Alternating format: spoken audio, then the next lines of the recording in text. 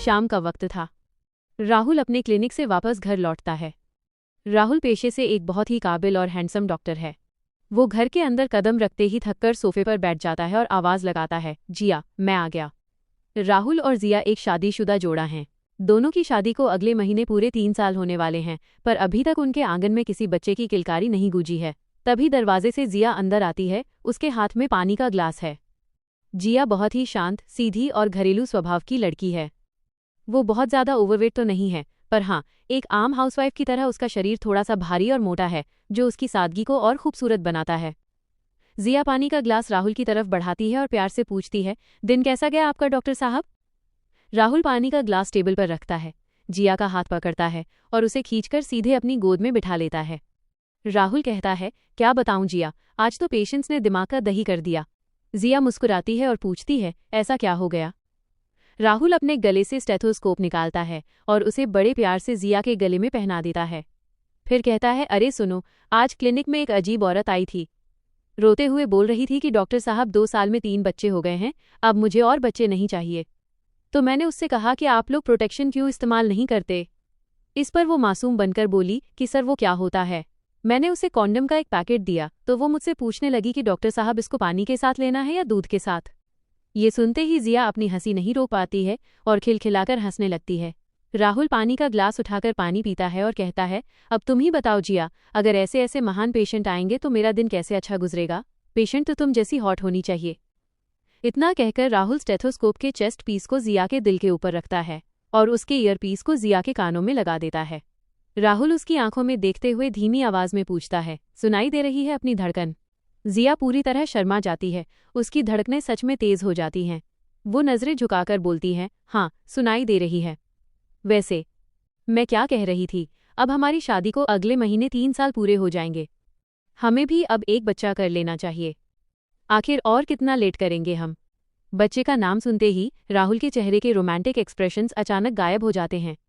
वो झटके से पीछे हट जाता है, जिया को अपनी गोद से उतारता है और बात को टालते हुए कहता है, यार जिया, तुम भी ना हर वक्त बस एक ही बात लेकर बैठ जाती हो। मैं बहुत थक गया हूँ, मुझे अभी इस बारे में कोई बात नहीं करनी। तुम बस हर वक्त यही सब सोचती रहती हो। इतना कहकर राहुल वहां से उठकर चला जाता है। जिया वहीं खड़ी रह जाती है और दुखी मन से सोचती है कि आज फिर उन्होंने इस बात को इग्नोर कर दिया। रात को डिनर का समय होता है। जिया ने बहुत ही प्यार से खाना बनाया था, लेकिन खाने में पूरी पराठे और मसालेदार सब्जियां थीं। राहुल डाइनिंग टेबल पर आकर बैठता है और खाने की प्लेट देखते ही उसका मूड खराब हो जाता है। राहुल चिढ़कर कहता है, जिया, ये क्या है?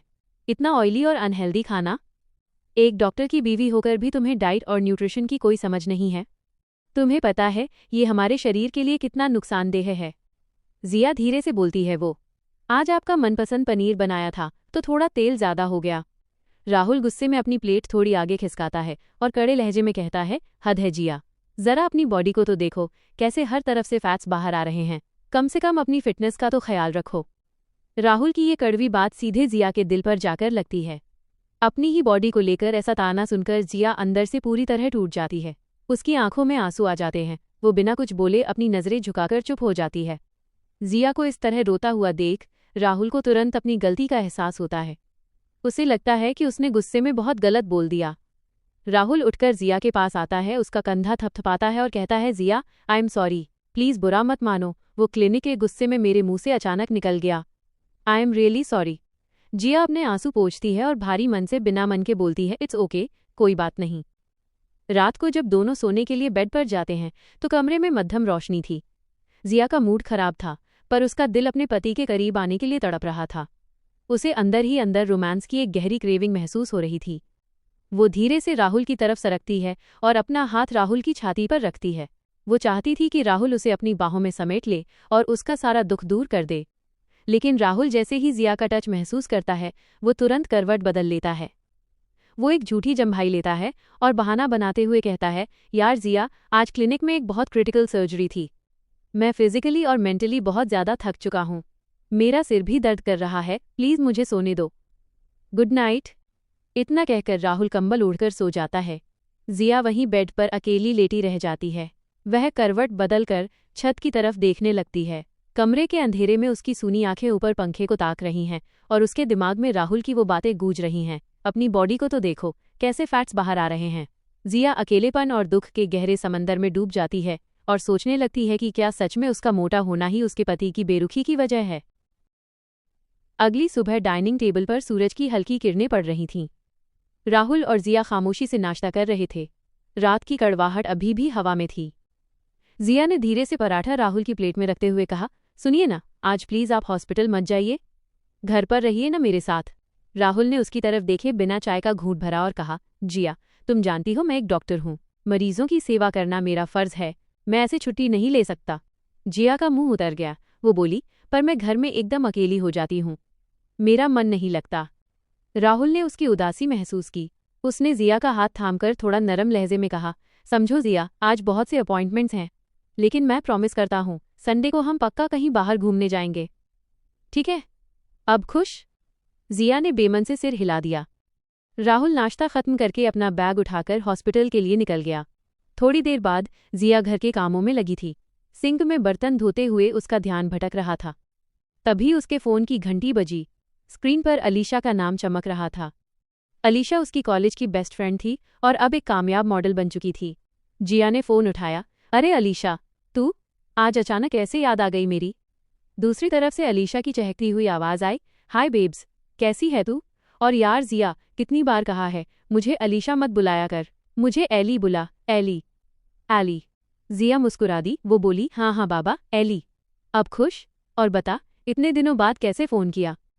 एली बोली, यार मैं एक शूटिंग के सिलसिले में दिल्ली ही आई थी, तो सोचा तुझसे मिल लूं। जिया बहुत खुश हुई। वो बोली, क्या तू दिल्ली आई है? ये तो बहुत अच्छी बात है, मिलते हैं ना? एली ने कहा, डन। 1 घंटे में मुझे सिटी कैफ़े में मिल, बहुत सारी गप्पे लड़ानी हैं। 1 घंटे बाद दोनों सिटी कैफ़े में आमने सामने बैठी थीं। एली अपनी ग्लैमरस दुनिया की बातें बता रही थीं और जिया बस उसकी बातें सुन रही थीं। बातों बातों में एली ने पूछा, वैसे जिया, तुम्हारी शादी को भी तो 3 साल होने वाले हैं, अब तक बच्चा नहीं किया तुम लोगों ने? जिया का चेहरा उतर गया। वो नजरें चुराते हुए बोली, तुझे पता है एली, राहुल को तो मेरी कोई परवाह ही नहीं है। हमारे बीच अब वैसा कुछ नहीं है, वो मुझे छूते तक नहीं। एली ने हैरान होकर उसे ऊपर से नीचे तक देखा। फिर वह गंभीर होकर बोली, जिया सुन, तुझे बुरा लगेगा, पर शायद राहुल को अब तेरा फिगर पसंद नहीं आ रहा। तू खुद को देख, मैं तुझसे 1 साल हूँ, पर तू मेरी बड़ी बहन लगती है। जिया को उसकी बात चुभी। वो सफाई देते हुए बोली, ऐसा कुछ नहीं है एली, वो मेरे बारे में ऐसा नहीं सोचते, वो बस काम में बहुत बिजी रहते हैं। एली मुस्कुराई। वो बोली, चल तुझे प्रूफ देती हूँ। जिया ने उलझन में पूछा, कैसा प्रूफ? एली अपनी कुर्सी से उठी और जिया के पास आई। उसने जिया के पास आकर उसकी साड़ी के पल्लू को थोड़ा सा खिसका दिया ताकि उसका क्लीवेज हल्का सा नजर आए। फिर उसने अपने कपड़े भी सेट करके अपना भी क्लीवेज थोड़ा शो किया। जिया घबरा गई। वो बोली, अरे एली, ये क्या कर रही है? लोग देखेंगे तो क्या सोचेंगे? एली ने अपनी आंखों पर काला चश्मा चढ़ाते हुए कहा, बेब्स, लोगों को ही तो दिखाना है। जिया कुछ कहती, इससे पहले ही एली ने वेटर को आवाज दी। वेटर पास आया। जिया और एली दोनों के क्लीवेज नजर आ रहे थे, लेकिन वेटर की नजरें सिर्फ एली पर टिकी थीं। वो उसे घूर रहा था, मुस्कुरा रहा था। जिया ने कोशिश की कि वेटर उसकी तरफ भी देखे, पर एली थी ही इतनी अट्रैक्टिव और ग्लैमरस कि जिया पर वेटर का ध्यान ही नहीं गया। एली ने बड़े टशन में कॉफ़ी का ऑर्डर दिया। वेटर के जाने के बाद वो जिया की तरफ मुड़ी। एली बोली, देखा, उस वेटर ने तुझे एक बार देखा तक नहीं। जब एक अनजान वेटर तुझ में इंटरेस्टेड नहीं है तो तेरा पति तुझ पर क्यों इंटरेस्टेड होगा? जिया, तुझे एक्सरसाइज करनी चाहिए। एक परफेक्ट फिगर हासिल करने के लिए जिम ज्वाइन करना होगा। जिया खामोश हो गई। एली की बातों में उसे दम लग रहा था। एली ने आगे कहा, मेरी पहचान में एक जिम है यहाँ, फीस थोड़ी हाई है, लेकिन तुझे वो जिम ज्वाइन करना होगा और मेहनत करनी होगी। मैं तुझे एक डाइट प्लान भी लिख कर देती हूँ। आज से ऑयली और मसालेदार खाना बिल्कुल बंद। मेरे दिए डाइट को फॉलो करेगी तो 1 महीने में तेरा पति तेरा दीवाना हो जाएगा। जिया ने एली की तरफ देखा। उसकी आंखों में एक नई उम्मीद जागी। वह बोली, ठीक है एली, तू कहती है तो मैं करके देखती हूँ। कैफे से निकलकर एली जिया को एक बड़े से मॉल में ले गई। वो उसे सीधे एक स्पोर्ट्स स्टोर में ले गई और वहाँ जिम आउटलेट्स दिखाने लगी। जिया ने एक टाइट सा जिमवेयर देखते हुए हाथ पीछे खींच लिए। वो बोली, एली, मैं ये कैसे पहन सकती हूँ? इसमें तो मेरा आधा शरीर दिखेगा, कितनी अजीब लगूंगी मैं। एली ने एक क्रॉप टॉप और टाइट्स उसकी तरफ बढ़ाते हुए कहा, यार जिया, शादी के पहले तो तू जीन्स और टॉप पहनती थी, भूल गई क्या? जिया ने कहा, तब की बात अलग थी एली, अब मैं एक शादीशुदा औरत हूँ। एली ने उसे समझाते हुए कहा, जिया, राहुल हॉस्पिटल कोई भी कपड़े पहन के जा सकता है क्या? नहीं ना, उसे वहीं का यूनिफॉर्म पहनकर जाना होता है। ठीक वैसे ही जिम के भी अपने कपड़े होते हैं। तू कंफर्टेबल कपड़े नहीं पहनेगी तो वर्कआउट कैसे होगा? जा, ये ट्राई कर। एली ने उसे धक्का देकर चेंजिंग रूम की तरफ भेज दिया। जिया भारी मन से चेंजिंग रूम के अंदर गई। उसने वो टाइट जिम आउटफिट पहना और आईने में खुद को देखा। उसे खुद पर शर्म आ रही थी। उसकी चर्बी साफ नजर आ रही थी। वो धीरे से चेंजिंग रूम से बाहर आई। एली उसे देखते ही सीटी बजाई। एली बोली, वाओ बेब्स, मान गए। तुझे देखकर तो लग ही नहीं रहा कि तू वही साड़ी वाली जिया है। इस आउटफिट में तेरी बॉडी के कर्व्स कितने अच्छे लग रहे हैं। बस थोड़ी सी मेहनत और तू एकदम कयामत ढाएगी। जिया ने शर्माते हुए कहा, क्या सच में? एली ने उसके कंधे थपथपाए और कहा, बिल्कुल सच। अब चल, ये ड्रेस ले ले और कल से ही जिम ज्वाइन कर। जिया ने आईने में खुद को एक बार फिर देखा। इस बार उसकी आंखों में शर्म नहीं, बल्कि एक नई शुरुआत का जज्बा था। शाम को राहुल क्लिनिक से वापस घर लौटता है। वो हमेशा की तरह सोफे पर बैठते हुए आवाज लगाता है, जिया, मैं आ गया। जिया किचन से पानी का ग्लास लेकर बाहर आती है। राहुल पानी पीते हुए उससे प्यार से पूछता है, आज पूरा दिन अकेले घर में बोर हो गई होगी ना तुम? जिया मुस्कुराकर कहती है, अरे नहीं तो, आज तो मैंने बहुत सारा काम किया। और हाँ, आज मैंने आपके लिए बहुत ही स्पेशल और हेल्दी खाना भी बनाया है। राहुल चौंक कर पूछता है, हेल्दी खाना? क्या बनाया है तुमने? जिया बड़े गर्व से गिनती कराने लगती है, आज मैंने डिनर में ओलिव ऑयल में बनी उबली हुई सब्जियां, ब्राउन राइस और साथ में एवोकाडो सलाद बनाया है। एवोकाडो का नाम सुनते ही राहुल के होश उड़ जाते हैं। वो पानी का ग्लास टेबल पर रखता है और पूछता है, एवोकाडो? ये तुम्हें इस लोकल मार्केट में कहाँ से मिल गया? और ये तो बहुत महंगा आता है। जिया कहती है, हाँ, पास वाले सुपरमार्केट में मिल गया। 400 रुपये किलो था।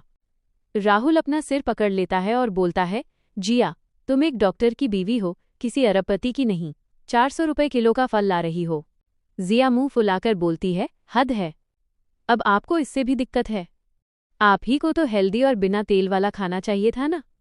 ये सब मैंने ChatGPT पर सर्च करके निकाला है। अब आप ज्यादा मत बोलिए, फ्रेश होकर आइए, मैं टेबल पर खाना लगाती हूँ। राहुल जब चेंज करके डाइनिंग टेबल पर आता है तो सच में खाना देखकर उसका दिल खुश हो जाता है। वो खाने की जमकर तारीफ करता है और कहता है, वाओ जिया, सच में आज खाने का स्वाद बहुत लाजवाब है और ये सेहत के लिए भी बेस्ट है। जिया राहुल की तारीफ सुनकर मन ही मन अपनी मॉडल दोस्त एली को थैंक यू बोलती है कि उसका पहला प्लान काम कर गया। रात को जब दोनों बेडरूम में जाते हैं और लाइट्स ऑफ हो जाती हैं, तब जिया का असली प्लान शुरू होता है। वो आज हर हाल में राहुल से जिम जाने की परमिशन लेना चाहती थी। वो धीरे से बेड पर राहुल के पास आती है और झिझकते हुए बोलती है, सुनिए ना, मुझे कुछ पैसे चाहिए थे। राहुल कंबल ठीक करते हुए आराम से बोलता है, अरे जिया, तो इसमें पूछने वाली क्या बात है? अलमारी से ले लो ना, सब तुम्हारे ही तो पैसे हैं। पर अचानक इतने पैसे क्यों चाहिए? कोई नई ड्रेस लेनी है या कोई ज्वेलरी पसंद आ गई है? जिया एक गहरी सांस लेती है और हिम्मत जुटाकर बोलती है, नहीं राहुल, मुझे कोई ड्रेस या नेकलेस नहीं चाहिए। असल में मैं जिम ज्वाइन करना चाहती हूँ। मुझे लगता है कि मुझे भी अब अपनी बॉडी और फिटनेस पर थोड़ा ध्यान देना चाहिए। कमरे के अंधेरे में राहुल बिल्कुल खामोश हो जाता है।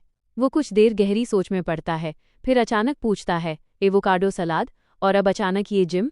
जिया, सच सच बताओ, कहीं आज तुम अपनी उस मॉडल सहेली एली से तो नहीं मिली थी ना? ये उसी का दिमाग है। जिया एक पल के लिए बुरी तरह घबरा जाती है।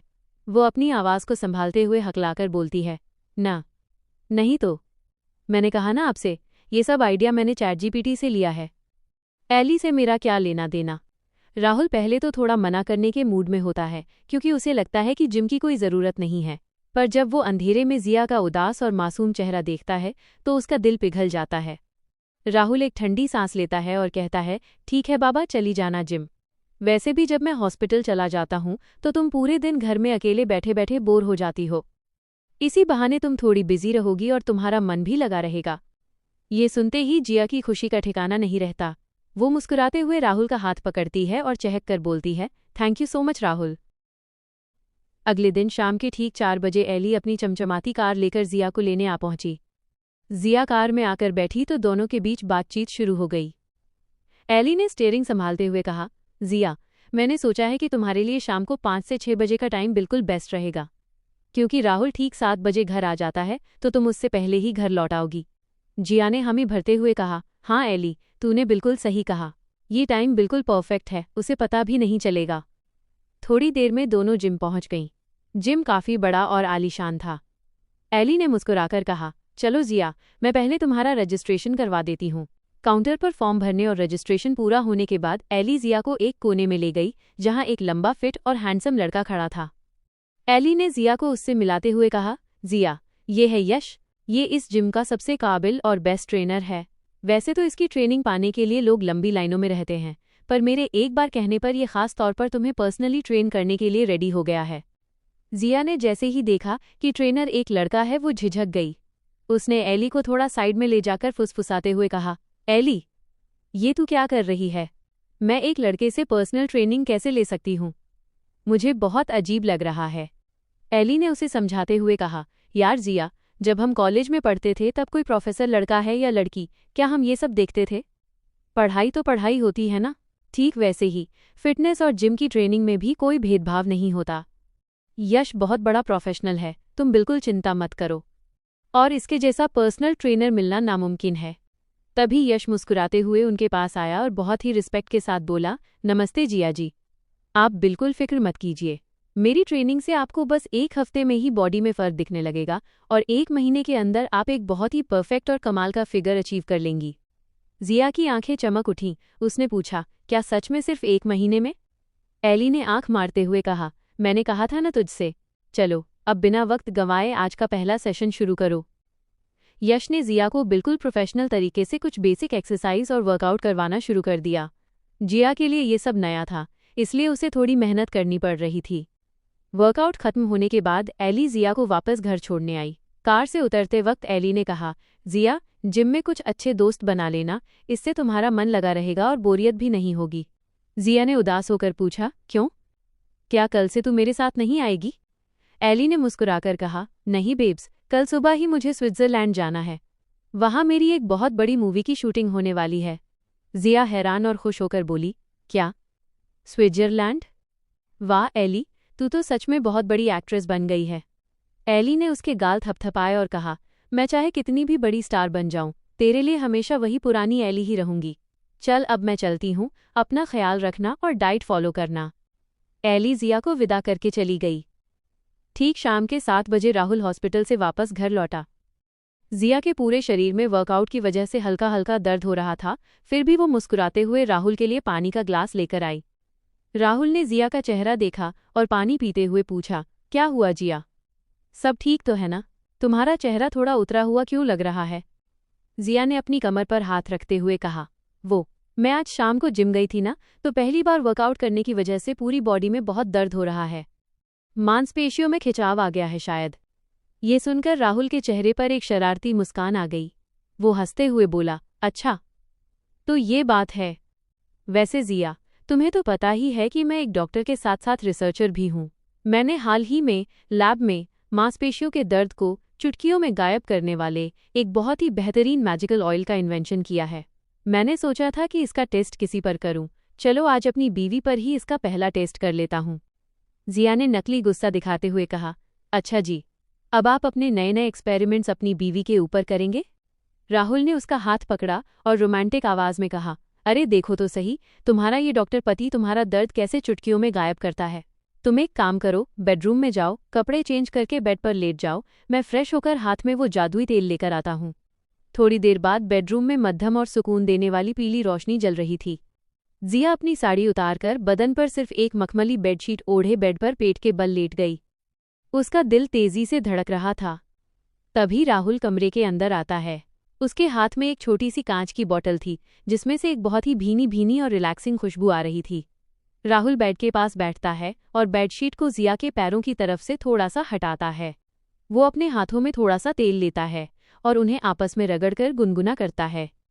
इसके बाद राहुल बिल्कुल प्रोफेशनल और बेहद प्यार भरे अंदाज में जिया की मालिश करना शुरू करता है।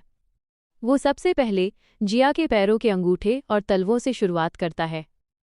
राहुल के उंगलियों का जादुई टच जैसे ही जिया की स्किन को छूता है, जिया के मुंह से एक सुकून भरी सिसकी निकल जाती है। राहुल धीरे धीरे ऊपर बढ़ते हुए उसके पिंडलियों और जांघों की मांसपेशियों को हल्के हाथों से दबाता है।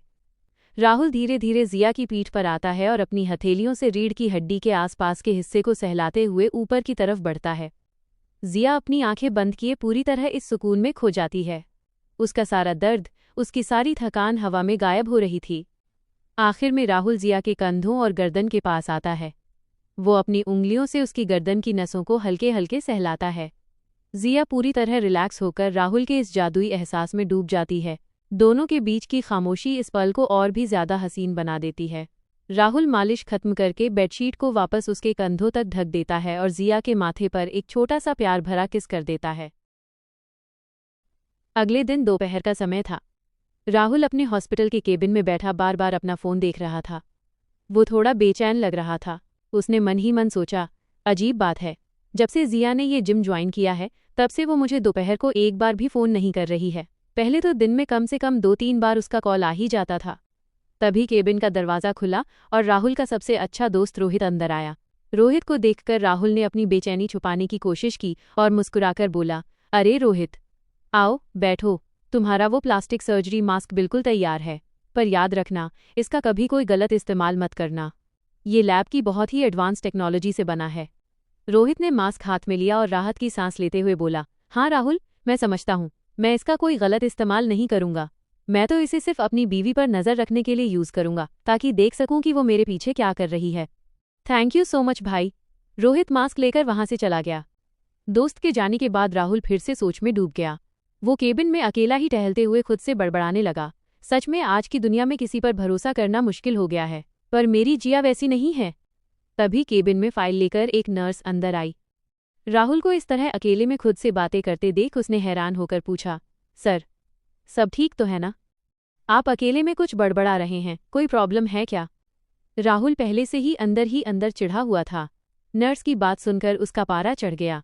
उसने गुस्से में फाइल टेबल पर पटकी और डांटते हुए बोला, तुमसे किसने कहा मेरे पर्सनल मैटर में दखल देने को? तुम यहाँ अपनी ड्यूटी करने आती हो या मेरी जासूसी करने? जाओ और अपना काम करो, तुम्हें यहाँ काम करने की सैलरी मिलती है, फालतू सवाल पूछने की नहीं। नर्स बेचारी डर के मारे तुरंत केबिन से बाहर भाग गई। शाम का वक्त हुआ। जिया ठीक 6 बजे अपना वर्कआउट खत्म करके जिम से घर लौट आई थी।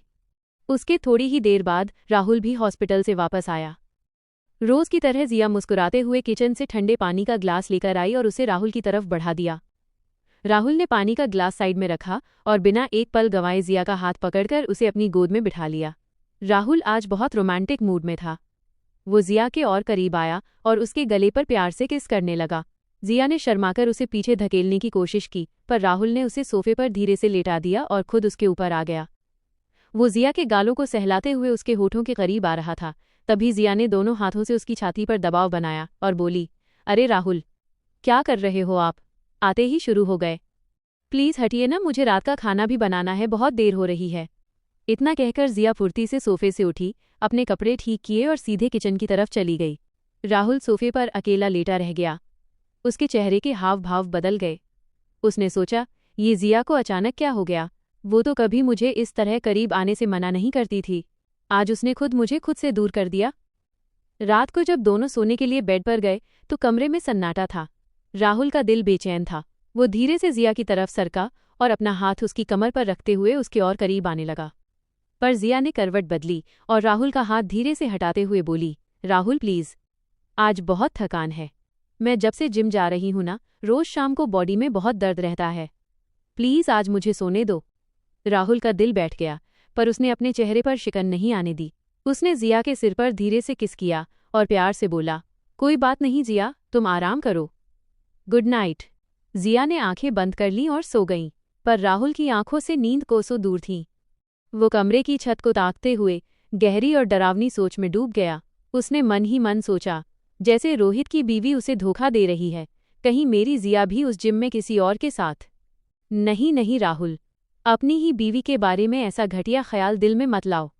जिया बहुत सीधी है, पर शक का जो कीड़ा राहुल के दिमाग में घुस चुका था वो उसे चैन से जीने नहीं दे रहा था। उसने मुट्ठियां भींची और बुदबुदाया, लेकिन जब तक मैं खुद अपनी आंखों से सच का पता नहीं लगा लेता तब तक मेरे मन को चैन नहीं मिलेगा। अगले दिन हॉस्पिटल पहुंचते ही राहुल ने अपनी सीक्रेट लैब का दरवाज़ा बंद किया। उसने दिन रात मेहनत करके अपने लिए भी एक बेहद एडवांस और परफेक्ट प्लास्टिक सर्जरी मास्क तैयार कर लिया। राहुल ने उस सिलिकॉन मास्क को अपने हाथों में उठाया। उसकी आंखों में एक अजीब सा जुनून था। उसने मास्क की तरफ देखते हुए कहा, जिया, तुम्हारी इस बेरुखी की वजह जानने के लिए मैं खुद उस जिम में आ रहा हूँ, और आज से उस दुनिया में मेरा नाम राहुल नहीं बल्कि अभिषेक होगा। राहुल ने धीरे से उस मास्क को अपने चेहरे पर लगाया। जैसे ही मास्क उसकी स्किन से चिपका, उसका पूरा चेहरा पूरी तरह से बदल गया। आईने में अब डॉक्टर राहुल नहीं बल्कि एक बेहद हैंडसम, रफ एंड टफ दिखने वाला नया लड़का अभिषेक खड़ा था। राहुल ने आईने में अपने इस नए चेहरे को देखा और अपने होठों पर एक बहुत ही शातिर और गहरी मुस्कान लेकर आया। राहुल अभिषेक बनकर उसी शानदार जिम में पहुंचता है। वो सीधे रिसेप्शन काउंटर पर जाता है और कहता है, मुझे शाम को 5 से 6 बजे का स्लॉट चाहिए क्योंकि मैं सिर्फ इसी समय फ्री रहता हूँ। काउंटर पर रजिस्ट्रेशन की औपचारिकताएं पूरी करने के बाद अभिषेक वहीं बैठकर 5 बजने का इंतजार करने लगता है। शाम के ठीक 5 बजे जैसे ही जिम का दरवाज़ा खुलता है, जिया अंदर कदम रखती है। उसे देखते ही राहुल की आंखें फटी की फटी रह जाती हैं। वो जिया को उस टाइट जिम आउटफिट में देखकर पूरी तरह खो जाता है। वो मन ही मन सोचता है, जिया सच में इस ड्रेस में कितनी गॉर्जियस लग रही है, पर क्या वो सचमुच रोज यही सब पहनकर यहाँ आती है? जिया अंदर आकर चारों तरफ देखती है और अपने पर्सनल ट्रेनर यश का वेट करने लगती है।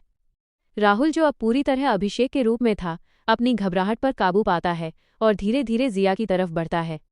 अभिषेक चेहरे पर एक प्यारी सी मुस्कान लाकर कहता है, हाय। वैसे जिम में अक्सर बहुत से खूबसूरत चेहरे दिखते हैं, पर आज इस सादगी को देखकर यहाँ की रौनक कुछ और ही बढ़ गई है। जिया अजनबी अभिषेक की ऐसी फ्लर्टी बातें सुनकर असहज हो जाती है। वो अपनी नज़रें घुमाती है और कड़े लहजे में बोलती है, एक्सक्यूज़ मी, मैं शादीशुदा हूँ, इसलिए प्लीज़ मुझसे इस तरह की बातें मत कीजिए। मुझे ये सब पसंद नहीं है। अभिषेक ने हाथ जोड़ते हुए कहा, अरे सॉरी, मेरा इरादा आपको परेशान करने का बिल्कुल नहीं था। दरअसल मेरा नाम अभिषेक है और आपकी खास दोस्त एली ने मुझे आपके बारे में बताया था। क्या हम दोस्त बन सकते हैं? एली का नाम सुनते ही जिया चौंक जाती है। वो हैरानी से पूछती है, आप एली को कैसे जानते हैं? अभिषेक मुस्कुराते हुए झूठ बुनता है, एली मेरी बहुत अच्छी दोस्त है, तो उसने मुझसे खास तौर पर कहा था कि जिया उस जिम में एकदम अकेली होगी, उसका वहाँ कोई जानने वाला नहीं है, तो तुम उसका ख्याल रखना और उससे दोस्ती कर लेना। जिया ने थोड़ा कड़ा रुख अपनाते हुए कहा, एली भी ना कुछ भी बोलती रहती है। वैसे मुझे यहाँ किसी की दोस्ती या साथ की कोई ज़रूरत नहीं है, मैं सिर्फ यहाँ वर्कआउट करने आती हूँ। तभी उनका ट्रेनर यश दौड़ता हुआ वहाँ पहुँचता है। यश हाँफते हुए कहता है, सॉरी जिया जी, आज बाहर हाईवे पर बहुत भारी ट्रैफिक था, इसलिए मुझे आने में थोड़ी देर हो गई। चलिए बिना वक्त गंवाए आज का वर्कआउट शुरू करते हैं। जिया मुस्कुराकर कहती है, कोई बात नहीं यश, चलिए शुरू करते हैं। यश बिल्कुल प्रोफेशनल तरीके से जिया को एक्सरसाइज कराना शुरू कर देता है।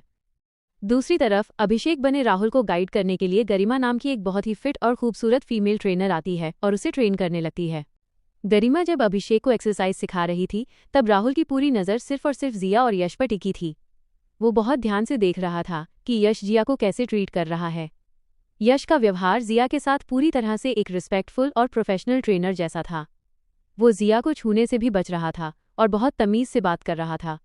ये सब देखकर राहुल को अंदर ही अंदर बहुत सुकून मिलता है।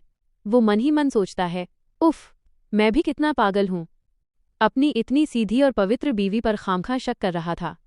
जिया ने तो उस अभिषेक को अपने पास तक भटकने नहीं दिया और खुद को शादीशुदा बताकर उसकी बोलती बंद कर दी। और उसका ट्रेनर यश भी कितना प्रोफेशनल और शरीफ इंसान है। सच में मैं बिना वजह ही अपनी जान को लेकर परेशान हो रहा था। अब मैं पूरी तरह टेंशन फ्री हूँ। जिम का टाइम खत्म हो जाता है। राहुल अभिषेक के रूप में जिम के अंदर ही खड़ा था और मन ही मन बहुत खुश हो रहा था। उसे तसल्ली मिल चुकी थी कि उसकी जिया किसी को भाव नहीं देती और ना ही उसका यहाँ किसी के साथ कोई चक्कर है। वो पूरी तरह रिलैक्स महसूस कर रहा था। जब जिया अपना बैग टांगे जिम के मेन गेट से बाहर निकल रही होती है, तभी वहाँ खड़े 2 बदतमीज लड़के जिया को पीछे से देखते हैं। उनमें से एक लड़का कोहनी मारते हुए बोलता है, वाओ, क्या मस्त फिगर है यार, देखो तो कैसे मटक मटक कर चल रही है।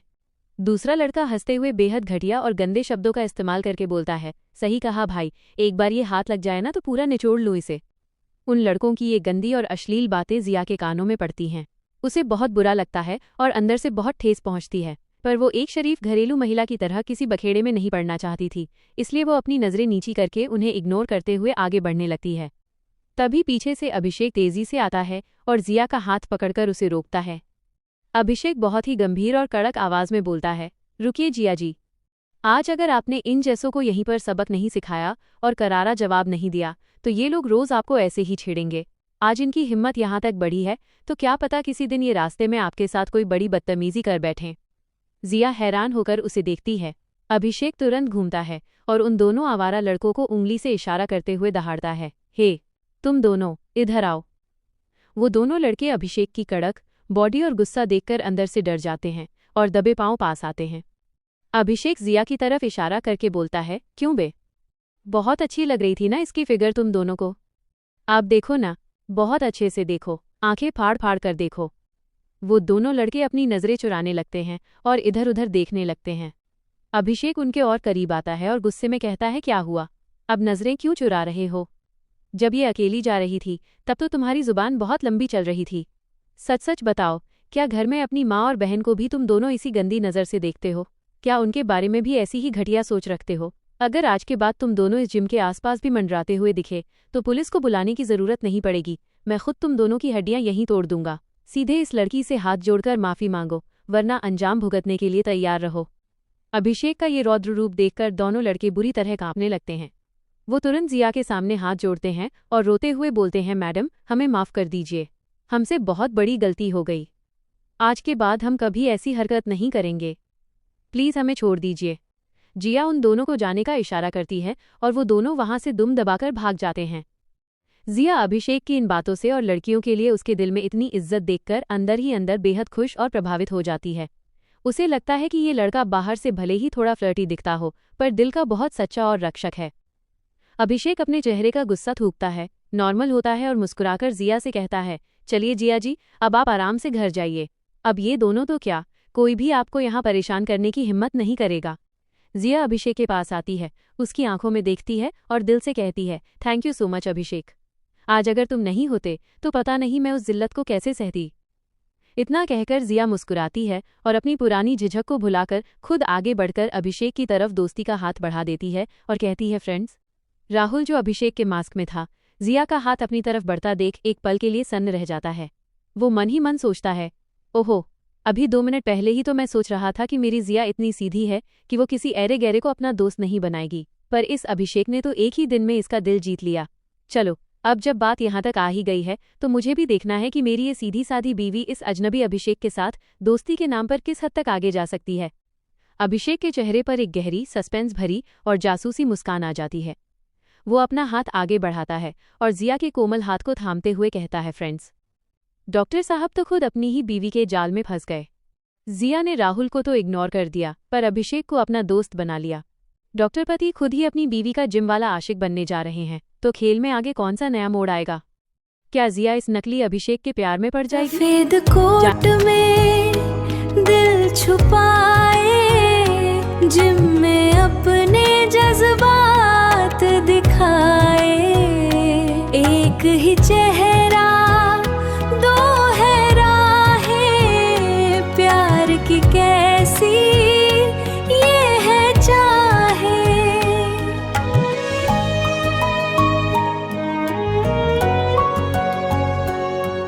जिम के बाहर दोनों खड़े थे।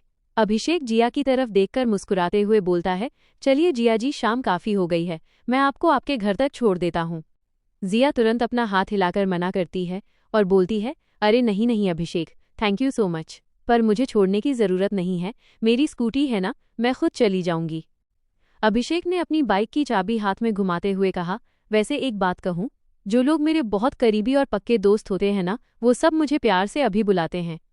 अब जब हम दोस्त बन ही चुके हैं तो आप भी मुझे अभिषेक की जगह अभी बुला सकती हैं। जिया के चेहरे पर एक सौम्य मुस्कान आ जाती है। वो बोलती है, ठीक है अभी, आज से मैं तुम्हें इसी नाम से बुलाऊंगी, पर एक शर्त है, अगर तुम मुझे आपकी जगह तुम कहकर बुलाओगे तो मुझे और भी ज़्यादा अच्छा लगेगा। चलो अब मैं चलती हूँ, मेरे हस्बैंड का क्लिनिक से घर आने का समय हो गया है, वो मेरा इंतज़ार कर रहे होंगे। इतना कहकर जिया अपनी स्कूटी स्टार्ट करती है और वहाँ से सीधे अपने घर की तरफ निकल जाती है। दूसरी तरफ राहुल अपनी बाइक मोड़ता है और सीधे अपने सबसे पक्के दोस्त गुड्डू के घर पहुंचता है। गुड्डू उसे देखते ही शिकायत भरे लहजे में बोलता है, अरे राहुल, तूने मुझे सुबह बताया भी नहीं और मेरी बाइक लेकर कहाँ गायब हो गया था इतनी देर तक?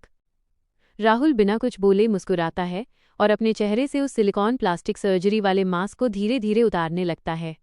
जैसे ही मास्क हटता है, गुड्डू का मुंह खुला का खुला रह जाता है।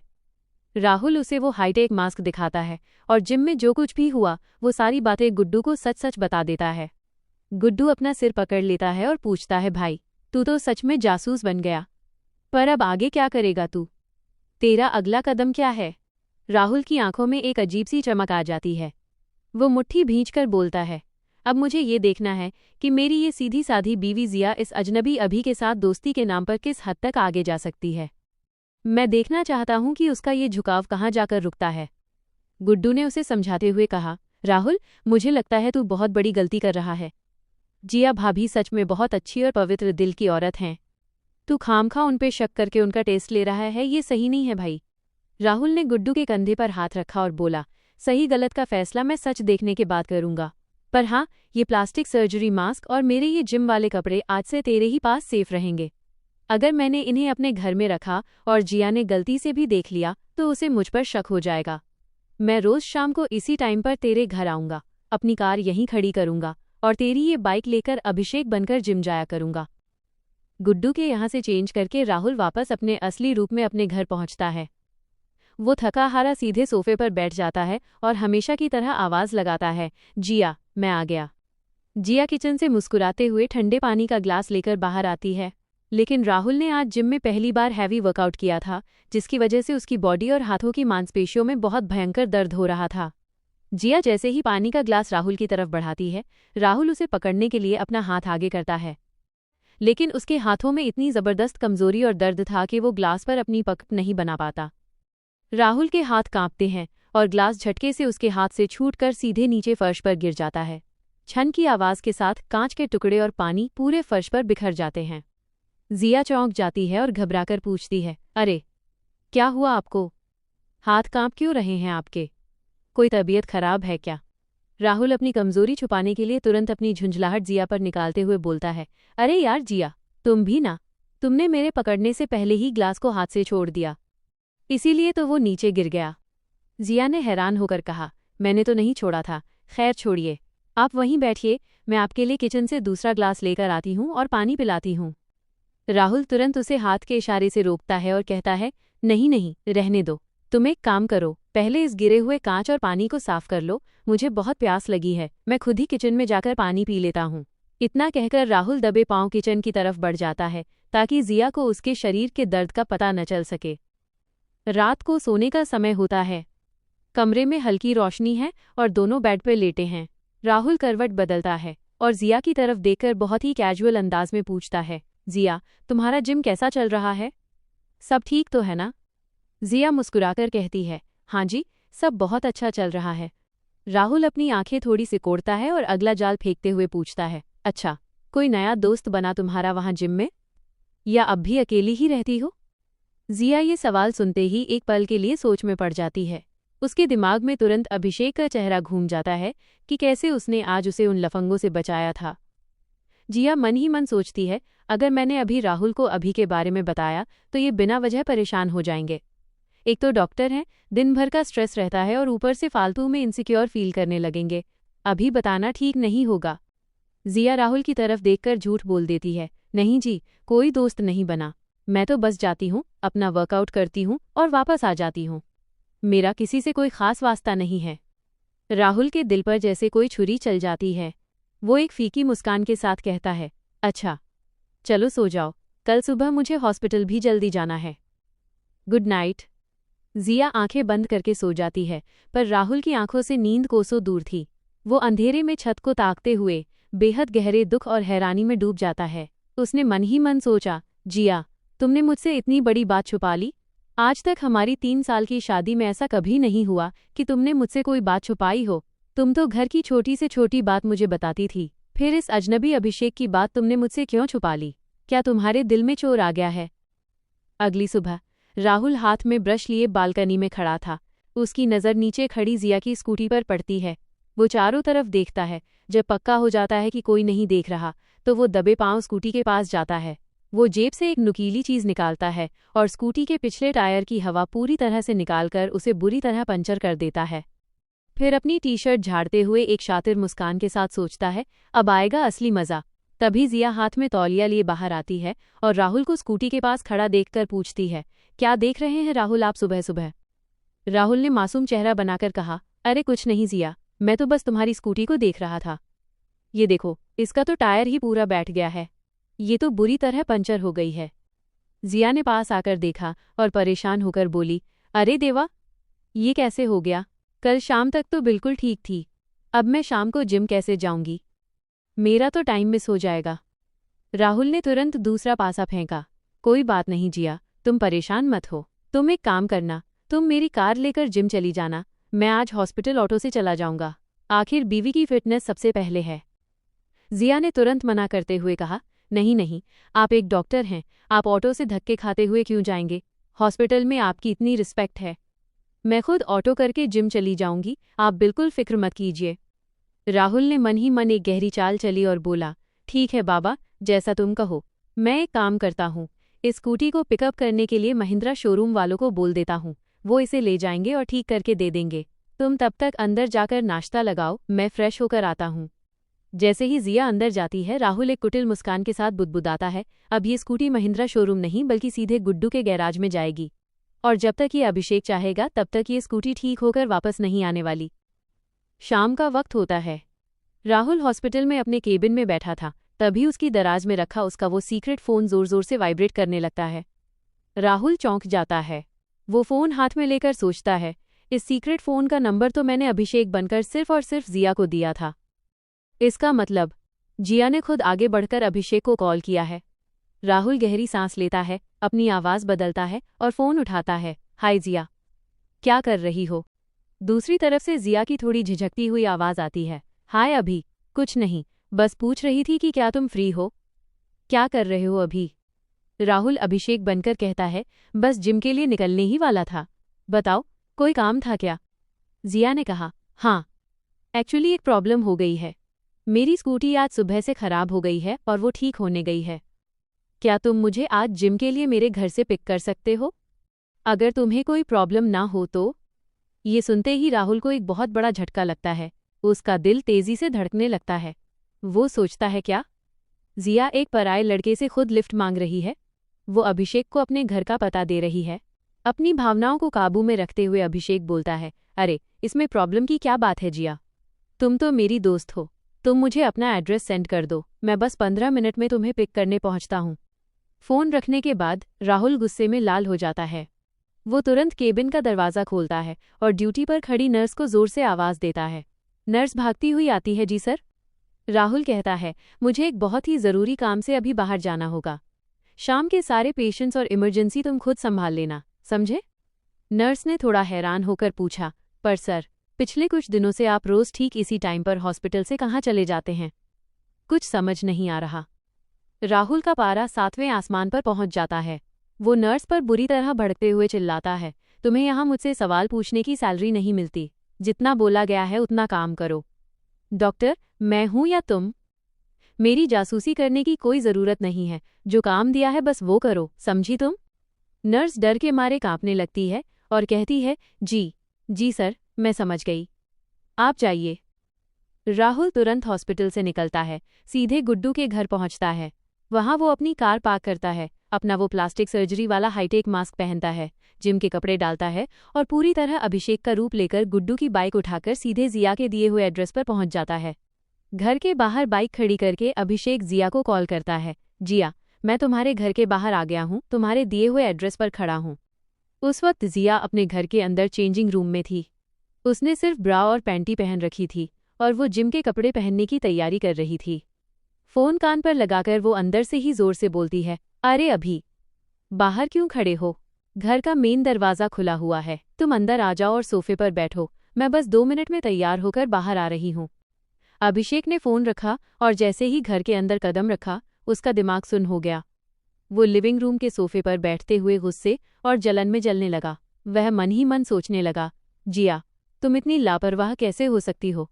एक अनजान लड़का जिससे तुम्हारी कल ही दोस्ती हुई है, उसे तुम ऐसे अकेले घर में अंदर आने को कह रही हो, वो भी तब जब तुम अंदर इस हालत में हो। सिर्फ एक दिन की दोस्ती में इस अभिषेक पर इतना अंधा भरोसा? तभी जिया जिम के आउटफिट में तैयार होकर बेडरूम से बाहर आती है। अभिषेक को सोफे पर बैठा देख वो मुस्कुराती है और कहती है, हाय अभी, तुम पहली बार मेरे घर आए हो।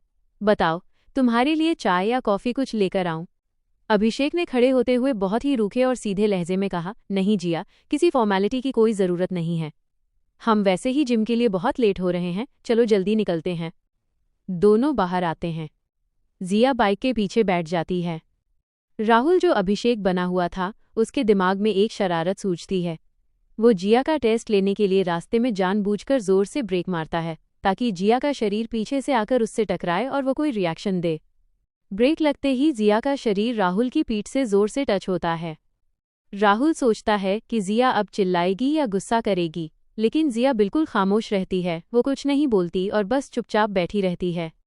राहुल का दिल ये देखकर और भी ज्यादा टूट जाता है। वो सोचता है जिया ने तो इस अभिषेक को कुछ भी नहीं कहा। दोनों जिम पहुंचते हैं और रोज की तरह वर्कआउट शुरू होता है। यश जिया को बिल्कुल प्रोफेशनल तरीके से ट्रेन कर रहा होता है और गरिमा अभिषेक को वर्कआउट करा रही होती है। लेकिन अभिषेक का पूरा ध्यान सिर्फ जिया पर ही था। जिया पूरी शिद्दत से अपनी एक्सरसाइज कर रही थी। जिम का समय खत्म होने के बाद अभिषेक जिया को वापस उसकी सोसाइटी के गेट पर ड्रॉप करने आता है। जिया बाइक से नीचे उतरती है, अपने बाल ठीक करती है और बहुत ही प्यारी मुस्कान के साथ अभिषेक की तरफ देखती है। जिया कहती है, थैंक यू सो मच अभी। आज अगर तुम नहीं होते तो मेरा जिम आना मिस हो जाता। तुमने मेरे लिए इतनी दूर बाइक चलाई, थैंक्स अ लॉट। अभिषेक ने एक फीकी मुस्कान दी और कहा, कोई बात नहीं जिया, दोस्तों में थैंक यू नहीं कहते। चलो अब तुम अंदर जाओ, मैं भी चलता हूँ। जिया हाथ हिलाकर उसे बाय कहती है, बाय अभी, कल मिलते हैं। अभिषेक अपनी बाइक घुमाकर वहां से तेजी से निकल जाता है। जिया मुस्कुराते हुए अपने घर के अंदर कदम रखती है और जैसे ही वो अपने घर का मेन दरवाजा अंदर से बंद करती है, उसके चेहरे पर एक अजीब सा सुकून साफ नजर आ रहा था। उनका गुस्सा अब 7वें आसमान पर पहुंच चुका था और वो अपने दोस्त गुड्डू के घर पर छटपटाते हुए कह रहा था कि आज आर या पार का फैसला होकर रहेगा। आज आर या पार होगा गुड्डू। आज मैं कुछ ऐसा करूंगा कि जिया खुद अभिषेक को तमाचा मार देगी, और अगर ऐसा नहीं हुआ तो राहुल ने साफ कह दिया कि तब जिया को इस शादीशुदा रिश्ते को हमेशा के लिए भूल जाना होगा। गुड्डू के लाख समझाने के बाद भी राहुल ने किसी की नहीं सुनी और वो अभिषेक का मुखौटा पहनकर सीधे अपने ही घर की तरफ रवाना हो गया। राहुल ने तय किया कि आज वो बाहर से कॉल नहीं करेगा बल्कि सीधे अंदर दाखिल होगा ताकि जिया उसकी इस बदतमीजी से चिढ़ जाए। लेकिन जैसे ही उसने घर के अंदर कदम रखा, वहां सन्नाटा पसरा हुआ था। दरवाजा खुला देखकर राहुल मन ही मन जिया की गैर जिम्मेदारी पर उबलने लगा, पर तभी उसे लगा कि जिया को सबक सिखाने का इससे बेहतर मौका नहीं मिलेगा। वो जानता था कि जिया अंदर चेंजिंग रूम में कपड़े बदल रही होगी, इसलिए वो दबे पांव उस तरफ बढ़ा और बिना नॉक किए अचानक दरवाजा खोल दिया। अंदर का नज़ारा देखते ही राहुल के होश उड़ गए, क्योंकि जिया ने घबराकर तुरंत दोनों हाथों से खुद को छुपा लिया था। राहुल ने तुरंत माफ़ी मांगते हुए दरवाज़ा बंद कर दिया और हॉल में आकर सोफे पर बैठ गया। वो मन ही मन आश्वस्त था कि अभिषेक ने इतनी बड़ी घिनौनी गलती की है कि अब जिया उसे धक्के मारकर घर से निकाल देगी और ये टेस्ट यहीं खत्म हो जाएगा। लेकिन कुछ ही देर में जिया जिम के कपड़ों में तैयार होकर बाहर आई और उसकी उम्मीदों के विपरीत बेहद शांत लहजे में बोली, अभी तुम्हें नॉक करके आना चाहिए था। मुझे लगा तुम सो गई हो, इसलिए जगाने आ गया। जिस पर जिया ने बहुत ही सहजता से कहा कि कोई बात नहीं अभी, चलो हम लेट हो रहे हैं। बाइक चलाते हुए राहुल का दिमाग फटा जा रहा था और वो सोच रहा था कि एक पराया लड़का उसे इस हालत में देख लेता है और फिर भी वो इतनी सहज कैसे रह सकती है। दोनों जैसे ही जिम पहुंचे, वहां जिया का पर्सनल ट्रेनर यश गायब था। जिया ने परेशान होकर अभिषेक से कहा, यश ने आज 50 किलो डेडलिफ्ट प्रैक्टिस करने को कहा था, लेकिन वो अभी तक आए नहीं। उनके आने तक मैं मदद कर देता हूँ। पहले मैं करके दिखाता हूँ, फिर तुम करना। उसने जिया को तकनीक समझाई कि इसे सिर्फ हाथों से नहीं बल्कि पूरी बॉडी की ताकत से उठाना होता है। इसके बाद जैसे ही जिया ने वजन उठाने की कोशिश की, वो नाकाम रही। राहुल ने सोचा कि जिया को तंग करने और उसका असली चेहरा सामने लाने के लिए यही सही वक्त है जब वो उसे छुएगा। वो तुरंत जिया के ठीक पीछे जाकर खड़ा हो गया और उसने पीछे से जिया को घेरते हुए डंबल पर रखे उसके हाथों के ऊपर से अपनी मजबूत पकड़ बना ली। जिया को अभिषेक का ये अचानक इतना करीब आना और उसका ये स्पर्श बेहद अजीब और असहज करने वाला लगा। उस अनचाहे एहसास और घबराहट में जिया ने अचानक डंबल से अपने हाथ छोड़ दिए। भारी डंबल झटके से सीधे फर्श पर गिरा और वहां से बाउंस होकर सीधे जिया के पैर पर जा लगा। असहनीय दर्द के मारे जिया की चीख निकल गई और वो फर्श पर बैठकर रोने लगी। जिया को इस तरह तड़पता देख राहुल के अंदर का पति जाग उठा। उसने बिना एक पल गंवाए जिया को अपनी गोद में उठा लिया और उसे बाइक पर बिठाकर तेजी से नज़दीकी हॉस्पिटल की तरफ भगाया। हॉस्पिटल पहुंचते ही राहुल अपने अंदर के डॉक्टर को काबू नहीं कर पाया और अभिषेक के भेष में होने के बावजूद वो वहां के डॉक्टरों को एक मेडिकल एक्सपर्ट की तरह निर्देश देने लगा कि बिना वक्त गंवाए तुरंत ये सारे ज़रूरी टेस्ट और एक्सरे किए जाएं। उसकी ये फर्राटेदार मेडिकल भाषा सुनकर वहां मौजूद डॉक्टर हैरान रह गए। तुम्हें इन सारी मेडिकल जांचों के बारे में इतना सब कुछ कैसे पता है? राहुल को तुरंत एहसास हुआ कि उसने अपने पैर पर कुल्हाड़ी मार दी है, इसलिए उसने बात घुमाते हुए कड़े लहजे में कहा, डॉक्टर, ये सवाल जवाब का समय नहीं है, पहले मरीज का इलाज कीजिए। जिया को बेड पर लेटे लेटे अभिषेक का ये अजीब और बदला हुआ बर्ताव बहुत हैरान कर रहा था, लेकिन दर्द के मारे वो कुछ बोल नहीं पाई। सारे टेस्ट होने के बाद डॉक्टर ने राहत की सांस लेते हुए बताया कि भगवान का शुक्र है कि कोई फ्रैक्चर नहीं है, बस एक मामूली सी मोच आई है जो 3-4 दिनों में ठीक हो जाएगी, और उन्होंने पट्टी बांधकर कुछ दवाइयां लिख दी। हॉस्पिटल से बाहर आते ही अभिषेक ने जिया की तरफ देखा और थोड़े गुस्से और फिक्र के साथ एक बड़ा सवाल दाग दिया, तुमने अचानक डंबल से अपना हाथ क्यों छोड़ दिया? जिया, देख लिया ना कितनी बुरी चोट लग गई। वो बस अचानक हाथ से छूट गया था। दोनों जब घर वापस आए तो दृश्य पूरी तरह बदल चुका था, क्योंकि अभिषेक जिया को सहारा देकर सोफे पर बिठा रहा था और उसके पैर के नीचे तकिया लगाकर उसे आराम पहुंचाने की हर मुमकिन कोशिश कर रहा था। जिया को इस अजनबी अभिषेक की आंखों में अपने लिए जो बेपनाह फिक्र और परवाह नजर आ रही थी, वो उसके दिल को गहराई से छू रही थी। राहुल ने जब घड़ी देखी तो पाया कि अभी शाम के 6 भी नहीं बजे थे, और वह सोचने लगा कि अगर अभिषेक इस वक्त यहाँ से चला गया तो जिया इस हालत में अकेले दर्द से तड़पती रहेगी और कोई उसकी देखभाल करने वाला नहीं होगा। राहुल भले ही अभिषेक के चेहरे के पीछे छुपा था, पर वो जो कुछ भी कर रहा था वो एक सच्चे पति के फर्ज और प्यार से कर रहा था, इसलिए उसने जिया से कहा, अभी तो 6 भी नहीं बजे हैं, तुम आराम करो, आज रात का खाना मैं खुद बना देता हूँ। नहीं, तुम मेरे दोस्त हो, मैं तुमसे खाना कैसे बनवा सकती हूँ? लेकिन अभिषेक ने उसकी एक नहीं सुनी और सीधे किचन में जाकर जिया की पसंद का सूप और हल्का खाना तैयार करने लगा। सोफे पर लेटी जिया रसोई से आ रही खुशबू और बर्तनों की खड़खड़ाहट को सुनते हुए गहरी सोच में डूबी थी कि अभिषेक उसका कितना ज्यादा ख्याल रख रहा है, और आज के दौर में ऐसा निस्वार्थ और परवाह करने वाला दोस्त सचमुच बड़े नसीब से मिलता है। कुछ ही देर में अभिषेक हाथ में गर्मा गर्म सूप का कटोरा लिए बेहद प्यार से मुस्कुराते हुए बाहर आया और उसने जिया के पास बैठकर उसे सूप पीने के लिए थमा दिया। जिया ने सूप का पहला घूंट लेते ही उसकी तारीफ की, वाह, सूप तो बहुत स्वादिष्ट बना है। मेरे हाथ का बना सूप है तो अच्छा तो बनना ही था। जिया ने मुस्कुराकर उसकी तरफ देखा, लेकिन जैसे ही उसकी नज़र दीवार घड़ी पर पड़ी उसके चेहरे पर घबराहट साफ दिखने लगी, क्योंकि घड़ी में 7 बजने ही वाले थे।